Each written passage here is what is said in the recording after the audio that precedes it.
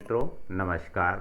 मैं doctor Jayant Kumar D Gupta, Shrimati Kesharbai Lahoti महाविद्यालय अमरावती, आपके लिए परीक्षा सूची, तलपट या ट्रायल बैलेंस बनाने की विधियों के साथ इस वीडियो में उपस्थित हूँ। आप इस वीडियो के माध्यम से परीक्षा सूची बनाने की प्रचलित विभिन्न विधियों को जान सकेंगे। आइए हम देखते हैं परीक्षा सूची बनाने की विभिन्न विधियाँ।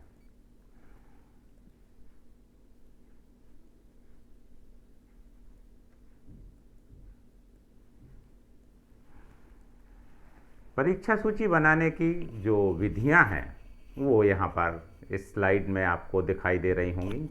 सबसे पहले है खातों के योग के द्वारा, दूसरा होता है खातों के शेष के द्वारा, तीसरा होता है खातों के योग एवं शेष के द्वारा, और चौथे प्रकार को हमने यहाँ रखा है बराबर योग वाले खातों को न लिखकर परीक्षा सूची तैयार करना। तो ये 4 प्रकार की विधियां हम आज आपको यहाँ दिखाने जा रहे हैं। आइए देखते हैं।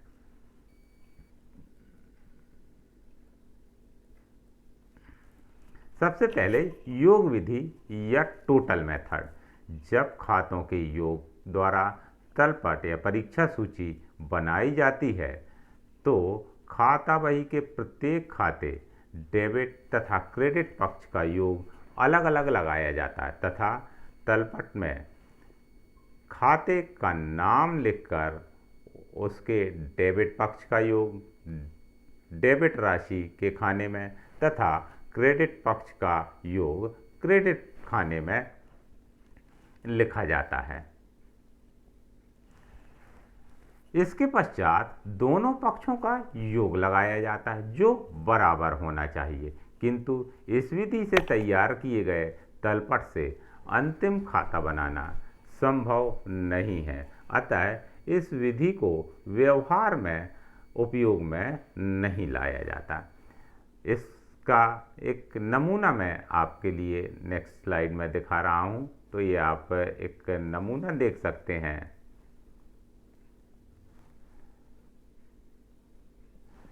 परीक्षा सूची ये टोटल मेथड से परीक्षा सूची या ट्रायल बैलेंस एज ऑन 31 मार्च यहाँ डेट डाली जाती। तो याद रखें परीक्षा सूची एक निश्चित तिथि को बनती है तो उसकी डेट उसके हेड पर रहती है।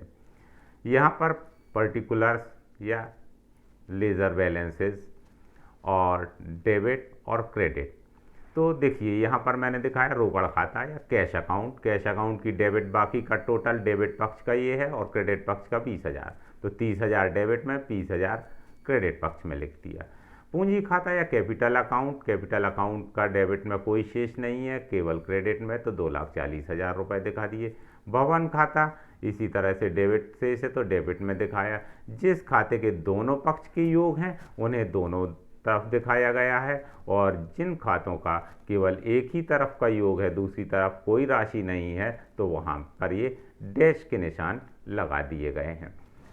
इस तरह से यहाँ पर आप देखें कि डेबिट और क्रेडिट पक्ष के दोनों पक्षों के ये योग लिखते हुए चले गए, और जो जो हमारे खाते हैं उन खातों का नाम है, उनकी बैलेंसेस हैं, डेबिट की अलग और क्रेडिट की अलग, और डेबिट के पक्षों का योग और क्रेडिट के पक्ष का योग कि जो मदें हैं डेबिट में और जो मदें हैं क्रेडिट में, दोनों पक्षों की मदों का योग हमने यहाँ लगाया। तो हमारे सामने यहाँ देखिए इस ट्रायल बैलेंस का योग आता है 5,42,000 5,82,000 अर्थात हमारा योग बराबर है। तो हम कह सकते हैं कि हमने जो प्रविष्टियाँ की और जो लेज़र बनाया उनके आधार पर हमारे खाते सही लिखे गए हैं। हाँ, पर ये याद रखिए यह गणितीय जो शुद्धता का कोई अचूक प्रमाण नहीं है, केवल हमें यह सेटिस्फाइड कर देता कि हाँ लगभग हमने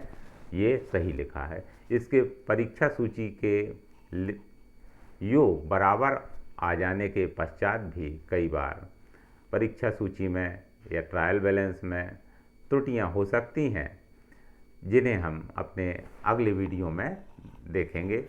आइए दूसरा देखते हैं शेष विधि बैलेंस मेथड, जब खातों के शेष द्वारा परीक्षा सूची या तलपट तैयार किया जाता है तो सर्वप्रथम खाता बही के खातों का शेष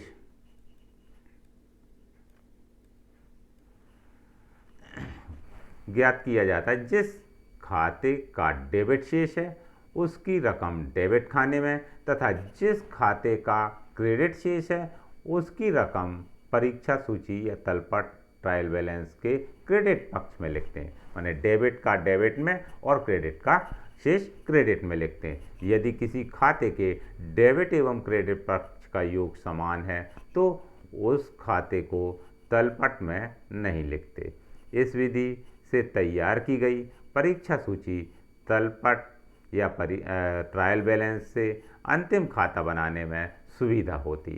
अतः इस विधि का प्रयोग परीक्षा सूची या तलपट बनाने के लिए किया जाता है और यही विधि सबसे अधिक प्रचलित है। आइए देखते हैं इस विधि से परीक्षा सूची का एक नमूना।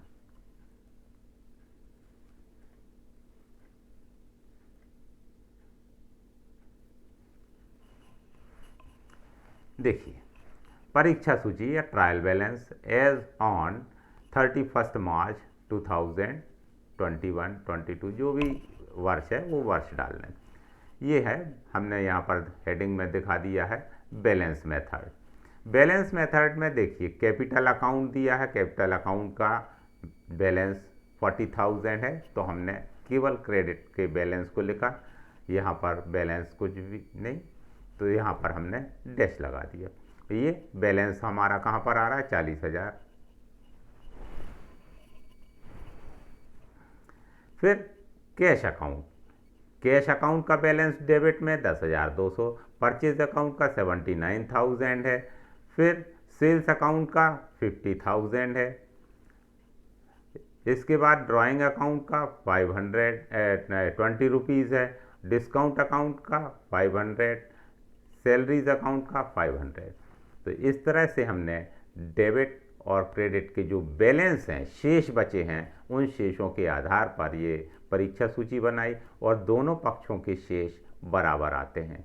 जो बैलेंस हैं उनका योग 90,020 रुपये, 90,020 या 90,020 कहें, 90,020 हमारी जो ट्रायल बैलेंस है वो यहाँ पर टैली हो जाती है। तो ये याद रखें, यह विधि ही सबसे ज़्यादा प्रचलित है। तो इसी बैलेंस विधि से जो है ट्रायल बैलेंस ज़्यादातर तैयार की जाती है। इसके पश्चात आती है टोटल एंड बैलेंस मेथड, अर्थात अभी जो हमने दो विधियां देखी इन दोनों का संयुक्त रूप है कि जहां पहले हम शेष और पहले योग और योग के बाद शेष लिखते हैं। इस विधि में प्रथम दो खाने का योग विधि की तरह होते हैं, परंतु राशि के लिए 4 खाने बनाए जाते हैं। प्रथम खाना डेबिट के योग के लिए, द्वितीय खाना क्रेडिट पक्ष के योग के लिए, तृतीय खाने में डेबिट पक्ष की बाकी लिखी जाती है और चतुर्थ खाने में क्रेडिट पक्ष की बाकी लिखी हुई होती है। आइए देखते हैं इसका एक नमूना। ये एक मैंने नमूना बनाया जो टोटल और बैलेंस मेथड से ट्रायल बैलेंस को आपके सामने दिखा रहा है। पहले कैपिटल अकाउंट, कैपिटल अकाउंट का जो डेबिट शेष कुछ भी नहीं, क्रेडिट शेष है हमारे पास, क्रेडिट का योग 50,000। फिर यहाँ पर बैलेंस बचा हमारे पास क्रेडिट का 50,000।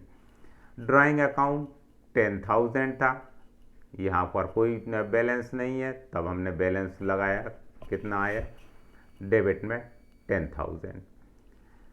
इसी तरह से सलीम का अकाउंट है 12,500, डेबिट में है योग टोटल, यहाँ पर क्रेडिट में केवल 7,500, तो हमारा बैलेंस 5,000 डेबिट का आया। तो पहले हम योग लिखते हैं जैसे मैंने यहाँ पर दिखाए हुए हैं, प्रत्येक खाते के डेबिट योग, प्रत्येक खाते के क्रेडिट योग।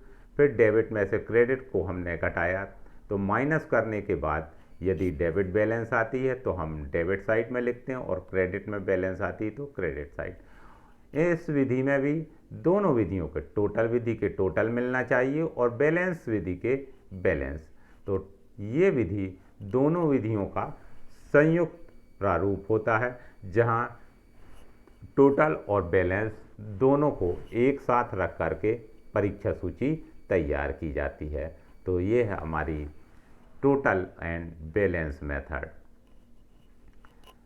चौथा, एक मानी हुई विधि कह सकते हैं कि बराबर योग वाले खातों को न लेकर तलपट बना देना, है ना। खाते उसी प्रकार बनाए जाते हैं जैसे योग विधि में बनाए जाते हैं, परंतु उन खातों का कोई विवरण नहीं दिया जाता जिनके डेबिट और क्रेडिट पक्ष का योग बराबर होता है, क्योंकि इनका तलपट के मिलान पर कोई प्रभाव नहीं होता।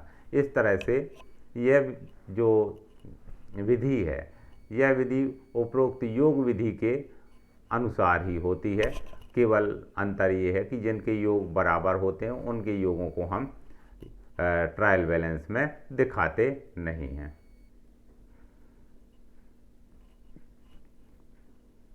तो मित्रों, आपने यहाँ परीक्षा सूची कैसे बनाई जाती हैं और अलग अलग विधियों में उनके प्रारूप मैंने यहाँ पर दिखाए। निश्चित ही आपको ये वीडियो पसंद आएंगे। धन्यवाद, नमस्कार। अगले वीडियो के साथ हम पुनः मिलेंगे।